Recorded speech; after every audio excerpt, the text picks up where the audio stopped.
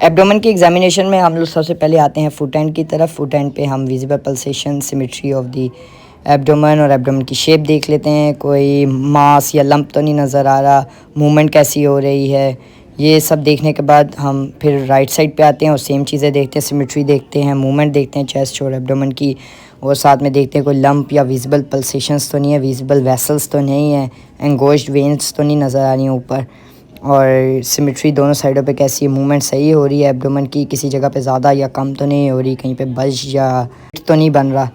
और फिर हम देखते हैं ऊपर से आके, ऊपर हम जो एब्डोमेन को ना हमेशा हम कुछ रीजन्स में डिवाइड करते हैं। एक सेंटर लाइन होती है, एक अम्बलाइकस से ऊपर होती है और एक अम्बलाइकस के नीचे होती है। ठीक है, ये 9 कोऑर्डिनेट्स होते हैं। Left hypochondrium, epigastrium, right hypochondrium, left flank और राइट फ्लैंक, और बीच में अम्बलाइकल रीजन, फिर लेफ़्ट ग्रोइन, हाइपोगैस्ट्रियम, और फिर राइट ग्रोइन या इनग्वाइनल रीजन। पैल्पेशन में जो सुपरफिशियल पैल्पेशन होती है उसमें ये एस साइन बनता है। ठीक है, वो आप किसी भी तरह से बना लें। तो इसको स्टार्ट करते हैं हम जेंटल प्रेस करके, हम देख लेते हैं और पेशेंट के फेस की तरफ देख रहे होते हैं कि कहीं पे टेंडरनेस उसको महसूस तो नहीं, पेन तो नहीं महसूस हो रहा हाथ लगाने से। ये हमने जेंटली पूरी एब्डोमेन में हर रीजन में हाथ लगा के देख लिया।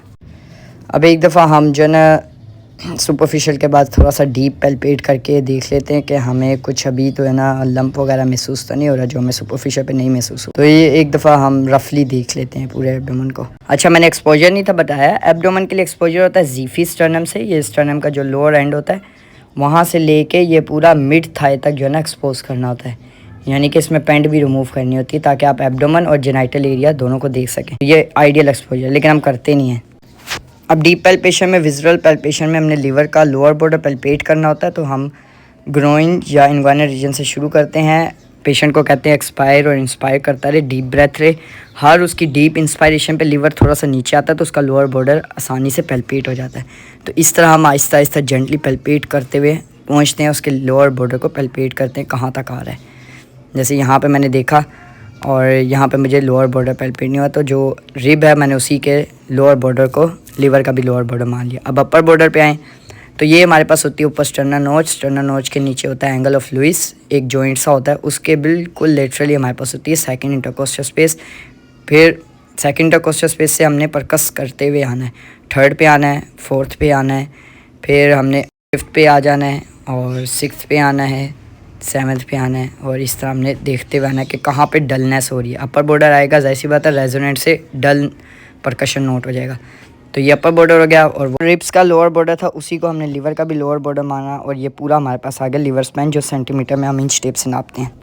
स्प्लीन की अगर बात करें तो वो लेफ़्ट लेटरल पोजीशन पे होती है स्टमक के जस्ट अपर लेटरल पार्ट में, तो वो वहाँ से ओब्लिकली इनलार्ज होती है। तो हम राइट इनग्वाइनल रीजन से शुरू करते हैं, ओब्लिकली पैल्पेट करते हुए जाते हैं ताकि हम मैक्सिमम से मिनिमम की तरफ जाएं, ताकि हमें पता चले कहाँ पे आके पैल्पेट होना शुरू है।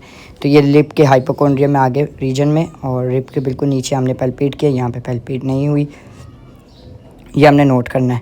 तो अगर पैल्पेट नहीं होते तो थोड़ा सा टिल्ट करवाते हैं, ये मैन्यूअर है, थोड़ा सा टिल्ट करवा के फिर हम दोबारा पैल्पेट करते हैं, और फिर हम दोबारा से जो हाइपोकोंड्रियम रीजन है उसमें हाथ को ना इन्वेजिनेट करके तो उसको पैल्पेट करने की कोशिश करते हैं, जैसे कि मैं यहाँ पे आपको करके दिखा रहा हूँ। मैंने पीछे हाथ रखा एक सपोर्ट के लिए, और सामने जो मैंने हाथ था उसको थोड़ा सा नीचे डिप करके या इन्वेजिनेशन करके मैंने पैल्पेट किया, नहीं हुई तो मैंने कहा spleen was not palpable. Spleen अपने साइज से 3 टाइम्स हो तो पैल्पेट होती है, और जैसे ओब्लिकली नीचे आती है।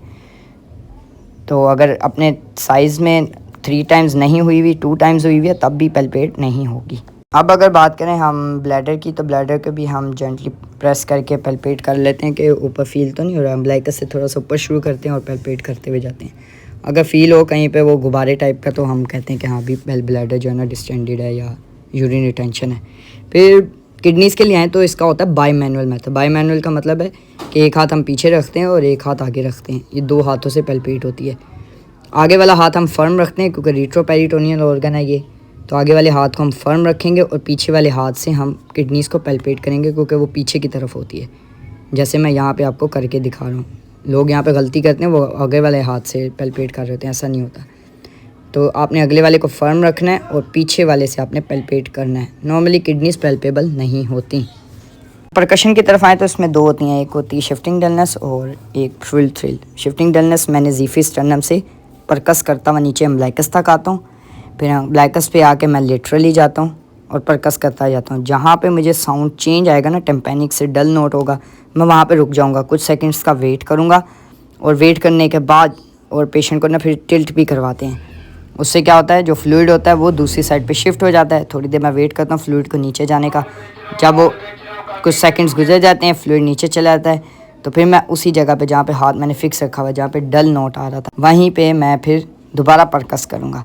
और दोबारा परकस करने पे अगर मुझे डल मिला तो इसका मतलब शिफ्टिंग डलनेस नेगेटिव है, और अगर डल से वो टेम्पैनिक हो गया तो मतलब शिफ्टिंग डलनेस पॉजिटिव, यानी कि जो डलनेस थी वो शिफ्ट हो गई। अब फ्लूइड थ्रिल के लिए क्या करते हैं, पेशेंट का हाथ सेंटर की तरफ रखते हैं। उससे क्या होता है, जो फैट वगैरह आता है ना उसमें वेव्स ट्रांसफ़र नहीं होती, जो फ्लूइड है उससे होगा। एक हाथ जो है ना हम ऑपोजिट साइड पे रखते हैं, ठीक है। जैसे मैंने यहाँ पे राइट हैंड वो आगे की तरफ रखा और लेफ्ट हैंड से फ्लिक करते हैं। फ्लिक मतलब ऐसे छोटे से चुटकी टाइप मारते हैं उसको ज़ोर से, तो वेव्स ऐसे ट्रांसफ़र होती हुई आगे तक चली जाती हैं और दूसरे हैंड को फील होती हैं पानी के अंदर से जो एसाइटीज़ होती है। तो इससे हमें पता चल जाता है फ्लूइड थ्रिल पॉजिटिव है नहीं। फ्लूइड थ्रिल तब होगा जब पानी बहुत ज़्यादा होगा। ऑस्कल्टेशन के लिए मोस्टली अम्बिलिकस के राइट या लेफ्ट साइड पे हम इन दोनों जगहों से किसी एक जगह पे स्थित रख के पूरे 1 मिनट तक गर्ज साउंड सुनते हैं और उनका करैक्टर देखते हैं। करैक्टर्स की भी बहुत किस्में हैं। एक होता है हमारे पास एब्डोमिनल ब्रूई, उसमें हम सेंटर में देख रहे होते हैं, एब्डोमिनल एओर्टा सेंटर में होती है ना, यहाँ जहाँ पे मैं उंगली लगा रहा हूँ यहाँ पे एब्डोमिनल ब्रूई फील होती है, तो वो भी आप फील कर सकते हैं। अच्छा, वो हाथों से ही पैल्पेट होती है और स्टेच से भी हो जाती है। जब एब्डोमिनल का पूरा एग्जामिनेशन हो तो हमें जेनाइटर की तरफ जाना होता है और मोस्टली एग्जामिनर से या पेशेंट से इजाज़त लेनी पड़ती है कि मैं आपकी जेनाइटिस का मुआयना कर सकता हूँ, तो ये लाजमी करना होता है।